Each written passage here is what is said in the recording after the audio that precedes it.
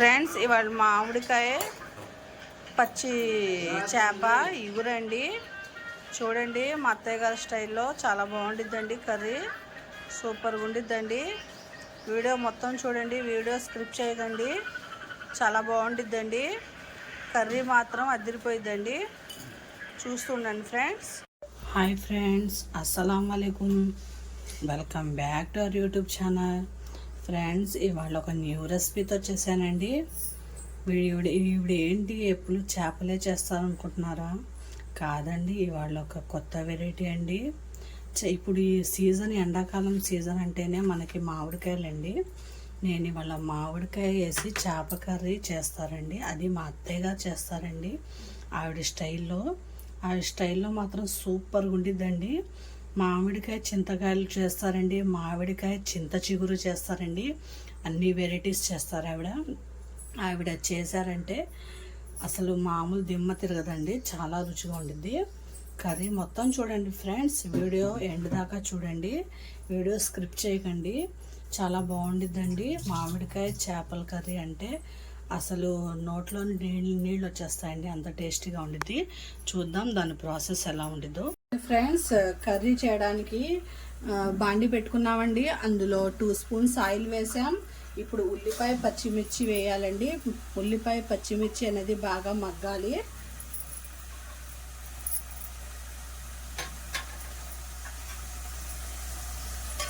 Plate వేసేసి ఒక 10 minutes పెట్టేద్దాం ఉల్లిపాయ మగ్గేదాకా.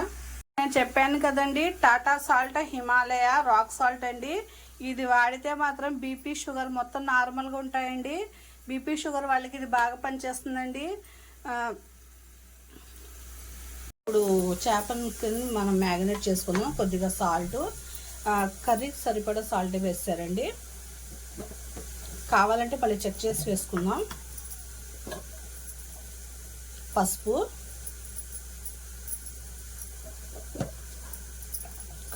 కారం ఎక్కువే పెట్టిద్దండి, ఎందుకంటే మామిడికాయ పుల్లగా ఉండిద్ది కదా.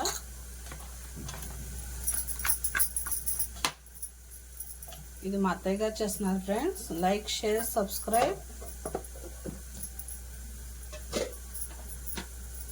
కొద్దిగా ధనియా పొడి, అదే ధనియాలు, గసగసాలు, నువ్వులు, పుచ్చపప్పు పొడి అండి ఇది. కొద్దిగా అల్లం వెల్లుల్లి పేస్ట్, ఎక్కువ వేయరండి. అల్లం వెల్లుల్లి పేస్ట్ కొద్దిగా వేస్తారు, ఎందుకంటే మామిడికాయ వేస్తున్నాం కదా. ఇది ఇలా పెట్టేద్దాం ఉల్లిపాయ మగ్గేదాకా. ఇదిగోండి ఫ్రెండ్స్, ఉల్లిపాయ ఒకసారి మగ్గిందేమో చూద్దాం. ఇంకొద్దిగా మగ్గాలండి. పచ్చిమిర్చి ఎక్కువ వేసుకోండి, మామిడికాయ కదా పుల్లగా ఉండేది కదా.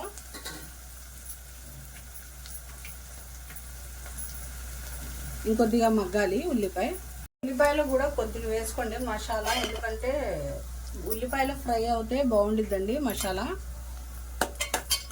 అందులో కొద్దిగా వేశారు కదా.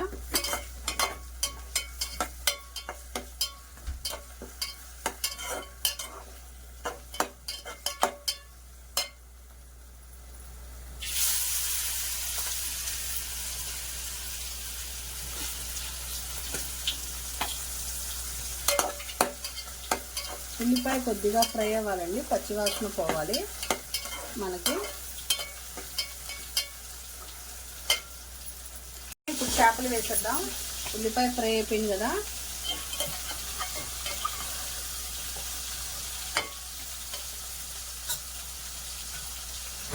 కారం కొద్దిగా ఎక్కువ వేసుకోవాలండి, ఎందుకంటే మామిడికాయ పుల్లగా ఉండేది కదా. మనకు కారం వేస్తే కానీ చాలా బాగుంటుందండి.